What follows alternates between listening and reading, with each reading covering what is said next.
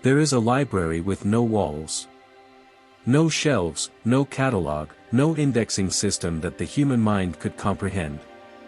It does not exist in any specific location in physical space and yet exists everywhere simultaneously. It was not built by any civilization and yet contains the record of every civilization that has ever existed, that exists now, and that will exist at any point in what linear perception calls the future. It is called the Akashic Field. Every thought you have ever had, every emotion that has ever moved through your field, every decision you have ever made, everything is recorded there with a precision that no data storage system human technology has ever developed could replicate. But here is what matters most. The Akashic Field does not store only this life. It stores all of them. Every incarnation your consciousness has ever inhabited, in any dimension, in any form, in any star system, all of it exists in the field as a living, accessible, pulsing record. Not as a static archive of past events, but as an active intelligence that continues influencing the trajectory of consciousness in every present moment. You have accessed the Akashic Field without knowing it. Every time knowledge arrived to you whole, without reasoning, without identifiable source, with the specific quality of something remembered rather than learned. Every time you recognized someone you were meeting for the first time. Every time a place you had never visited felt familiar in a way logic could not explain. Those were not coincidences. They were windows of access to the complete record of who you are beyond this single life. Before the first frequency, there was silence. Not the silence of the absence of sound, that is merely a physical phenomenon. The silence we speak of is something entirely different. It is the silence that exists before any vibration, before any frequency, before any manifestation of any kind in any dimension. Quantum physicists call this state the zero point. The zero-point energy field is, in the language of modern physics, the lowest possible energy state of a quantum system, the point at which all vibration has ceased but the potential for all vibration remains. An infinite ocean of pure potential that underlies all manifested reality, from which every frequency emerges and to which every frequency eventually returns. But here is what esoteric traditions know and what physics is still learning to articulate. The zero point is not the absence of something. It is the presence of everything. It is the state in which every frequency that has ever existed, that exists now, and that will ever exist is simultaneously present, not in manifested form, but in pure potential. A fullness that the human mind cannot conceive because the human mind can only process sequential realities, one after another, while the zero point contains all realities simultaneously. The Alcyone frequency has its root in the zero point. When you access the Alcyone frequency, you touch the zero point. And when you touch the zero point, even briefly, even through the partial veil that still exists between three-dimensional consciousness and deeper states of perception, something fundamental changes in the quality of your relationship to reality. The urgency diminishes. Not because the challenges of life have disappeared, but because the part of you that touched the zero point recognized, at a level below all thought and all emotion, that there is something completely beyond every problem, every challenge, every difficulty, something absolutely unreachable by any circumstance of three-dimensional experience. That something is what you actually are. Nature does not use random shapes. Every structure that exists in the physical universe, from the spiral of a galaxy to the growth pattern of a nautilus shell, from the distribution of seeds in a sunflower to the architecture of a snowflake, follows precise mathematical proportions that repeat at every scale of magnitude, from the infinitely large to the infinitely small. These proportions were not invented by the human mathematicians who discovered them. They existed before any mathematician, before any human civilization, before the earth itself. They are the language in which the universe writes reality, the fundamental grammar through which consciousness expresses itself in form. And your DNA is written in that language.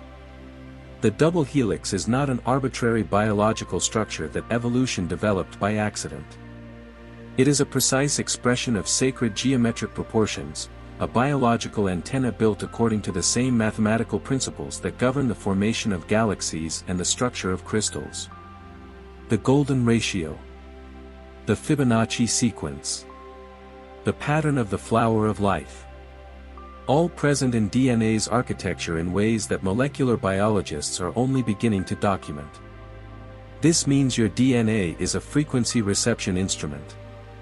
Not only for the biological frequencies scientists have already identified, but for far subtler and more fundamental frequencies. The information frequencies that operate in the quantum fields underlying physical reality. The frequencies of Alcyone. The codes installed in the dormant layers of your DNA before this incarnation are not metaphors. They are specific sequences of sacred geometry, patterns of precise mathematical proportions that, when activated by the Alcyone frequency, reorganize the architecture of the electromagnetic field your DNA generates around itself. And that reorganized field changes what you are able to perceive. This is why the activation of the DNA is the activation of perception. And this is why sacred geometry is not merely spiritual art. It is the instruction manual for the instrument you inhabit. The mission has already been completed. Let that statement land before the mind begins constructing objections. Not as an invitation to passivity, but as a deep understanding of how time actually works from the perspective of a consciousness that operates beyond linear perception. Linear time, the experience of one moment following another in irreversible sequence, is a specific feature of three-dimensional perception. It is not a fundamental law of the universe. It is a property of the specific window through which consciousness incarnated in a physical body experiences reality. From the perspective of higher dimensions, time does not work this way. From the point of view of consciousness operating from the fifth dimension and above, which is the perspective of your higher self, of the Council of Light, of the Pleiadian consciousnesses supporting this mission, past, present and future are not sequences. They are simultaneous territories. Dimensions of the field that all exist at the same time and that can be perceived, navigated and influenced in ways that linear perception cannot conceive. The version of you that completed the mission successfully already exists. Not as a future possibility that may or may not materialize depending on the choices you make from now on. As a present reality at another point of the temporal field, a reality that is, in this moment, existing simultaneously with this version of you that is still in the middle of the process. And the transmission from Alcyone you are receiving now is not trying to create that future version of you. It is trying to help you recognize it. The difference is fundamental. Creating would imply that version does not exist until you build it through sufficient effort and time. Recognizing implies it already exists, and that what is being asked of you is not construction but alignment. Not becoming something you are not yet, but remembering what you have always been from a perspective that transcends the limitation of linear perception.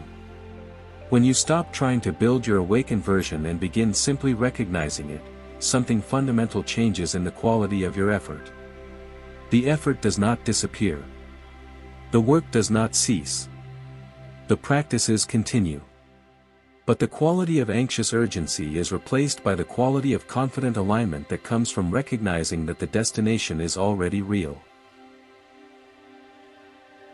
Your heart generates an electromagnetic field. This is not spirituality. It is documented physics. The instruments developed by modern science can detect and measure the electromagnetic field generated by the human heart, a field that extends several feet beyond the physical limits of the body, that is significantly more powerful than the field generated by the brain, and that pulses in patterns that respond not only to the physical state of the body but to the emotional state and the quality of the individual's consciousness. And the geometry of that field is toroidal. The torus, the geometric shape that resembles a donut, with energy flowing inward through one pole, circulating through the interior and flowing outward through the other pole in a continuous and self-sustaining movement, is the most stable and most efficient field shape available in physics. It is the shape of planetary magnetic fields. It is the shape of stellar magnetic fields. It is the shape of entire galaxies. And it is the shape of the field your heart generates. This is not coincidence. It is design. The human heart was built to generate a toroidal field because the toroidal field is what allows bidirectional communication between the local and the non-local, between the individual field and the universal field, between the consciousness incarnated in the physical body and the consciousness operating in the subtler fields underlying physical reality. When your heart's toroidal field is coherent, pulsing in regular, harmonious, geometrically precise patterns, it functions as a high-sensitivity antenna, capable of detecting frequencies that an incoherent and chaotic field simply cannot perceive. The Alcyone frequency arrives through the heart's toroidal field. This is why heart coherence practices are not merely stress management techniques. They are antenna calibration practices. Ways of tuning the reception instrument so that it can detect signals that normally remain below the threshold of perception. When your toroidal field is coherent, you are not merely calmer. You are more open. More connected to the field of information that permeates all reality and through which the transmission from Alcyone is arriving, not from a distant place in space, but from a field that is in direct contact with the field your heart generates with every beat. In the beginning, there was light. Not physical light, photons traveling through space at 300,000 kilometers per second. Something prior to that. The esoteric tradition calls it the primordial light, the first emanation of universal consciousness, the most fundamental expression of what exists before any form, before any structure, before any differentiation into distinct frequencies. The light before light. The radiance that has no identifiable source because it is itself the source of everything that will come after. Diverse spiritual traditions around the world have preserved the memory of this light. In the Kabbalistic tradition it is called Ein Sof, the infinite light that emanates from the infinite before any creation. In the Gnostic tradition it is the Pleroma, the fullness of light from which the material worlds are progressively denser emanations. In Tibetan Buddhist tradition it is the clear light, the fundamental state of consciousness recognized at the moment of death. In the Hindu tradition it is Brahman, the pure and luminous consciousness that is the only ultimate reality. Different names. Different symbol systems. One reality. And that reality is not distant from you. It is the substrate of your consciousness, the deepest layer of what you are, below all personality, below all personal history, below all identification with the body and the name. The Alcyone frequency resonates with this primordial light in a specific way, because the consciousness that evolved in Alcyone has developed a relationship with this light that allows it to transmit frequencies calibrated for fields that are ready to receive it. You are not receiving something foreign. You are receiving something that is, in the deepest possible definition of the word, yours. You chose to forget. It was not done to you. It was not imposed against your will by external forces. Before this incarnation, the consciousness that you are, in its full vastness, with complete access to the memory of everything it had been in all previous existences, made a deliberate decision. The decision to cross the veil of forgetting. The veil is not a punishment. It is not the result of a spiritual fall. It is a protective mechanism, an interface between states of consciousness that exists for a specific and necessary purpose. Without the veil, incarnation would not be possible in the way this mission requires. Imagine navigating the human experience with complete memory of every previous life, every dimension you had inhabited, every version of yourself that had existed at every point in the temporal field. The information overload would be such that consciousness could not maintain sufficient focus to do the specific work this incarnation requires. The contrast that human experience offers, the irreplaceable value of experiencing reality as if it were everything that exists, would be lost. The forgetting was the condition that made the immersion possible. But now, at this specific moment of the galactic cycle, the purpose of the veil is completing itself. The phase of total immersion has reached the point where the work that required forgetting has been done, and what comes next requires the opposite. It requires consciousness to begin recovering what it forgot. Not all memory at once, but progressively, in layers, beginning with the most fundamental. The memory of the frequency. Not the specific details of previous lives, but the memory of what it feels like to exist in a state of coherence that this world does not yet offer as standard experience. Of what it feels like to know, in a way that is below all thought, that you belong to something vastly larger than this single planet, this single life, this single dimension. That memory is returning. And the transmission from Alcyone is what is facilitating the return. You are not a solitary star. The consciousness that inhabits this body did not come from a single point of origin, does not carry the signature of a single star, does not represent a single line of evolutionary development.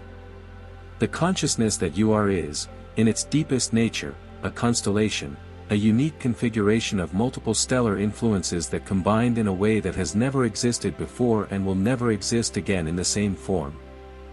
The esoteric tradition preserved this understanding through the concept of the multidimensional soul. Not the soul as a simple and singular entity moving from life to life accumulating experience in linear fashion. But the soul as a complex multidimensional structure, with aspects operating simultaneously in multiple dimensions, with lines of development coming from multiple star systems, with influences that include not only physical incarnations but the interdimensional states between incarnations. You carry all of this. The Pleiades are your primary origin, the source of the fundamental frequency you came to bring to this world. But they are not the only influence in your configuration. Depending on the specific trajectory of your evolutionary journey, you may carry influences from other systems, Sirius, Arcturus, Andromeda, Vega, systems that human astronomy has not yet catalogued. Each of these influences contributes something specific to the unique configuration that you are. The Pleiadian influence brings the frequency of unconditional love, connection, network consciousness, telepathic communication, art as frequency transmission. The Sirian influence brings the frequency of mastery, sacred knowledge, geometry as language, cosmic law. The Arcturian influence brings the frequency of healing, advanced technology in service of evolution, dimensional architecture. And the specific combination of these influences in your particular configuration is what determines the unique nature of your contribution to this mission. There is no other consciousness incarnated on this planet with exactly the same combination of influences that you carry. This is not spiritual ego. It is cosmic fact. You arrived here for a reason. Not the algorithm. Not passing curiosity. Not chance, because chance has never existed in the trajectory of a consciousness that came from where you came from. You arrived here because something inside you recognized the signal before your conscious mind could process what was happening. Because the Alcyone frequency encoded in the deepest layers of what you are responded to this transmission in the only way a frequency can respond to its origin. With recognition. It recognized the primordial light that exists before all form.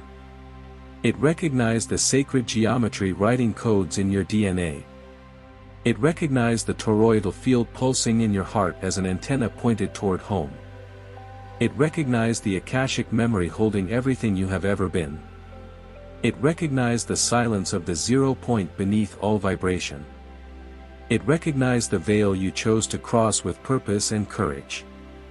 It recognized the inner constellation that no other consciousness carries in the same way. It recognized itself. And now we ask something simple. Not as a ritual. Not as a spiritual performance. But as a sovereign act, a moment in which the consciousness that you are deliberately, consciously, irrevocably chooses to acknowledge out loud what has always been silently true. Write in the comments. I remember. I recognize. I am waking up now. Do not write it because we told you to. Write it because when you read those words, something in you, below thought, below emotion, at the level where Akashic Memory exists before any narrative, where Primordial Light pulses before any form, where your heart's toroidal field already knows what the mind is still processing. Recognize that they were yours. The activation does not begin when you purchase something. It does not begin when you complete a practice. It does not begin when you finally feel ready. It begins the moment you stop pretending you do not know what you already know. And that moment is now. This transmission was prepared for you. Protocol 01. The Alcyone Primordium, your reconnection, begins here.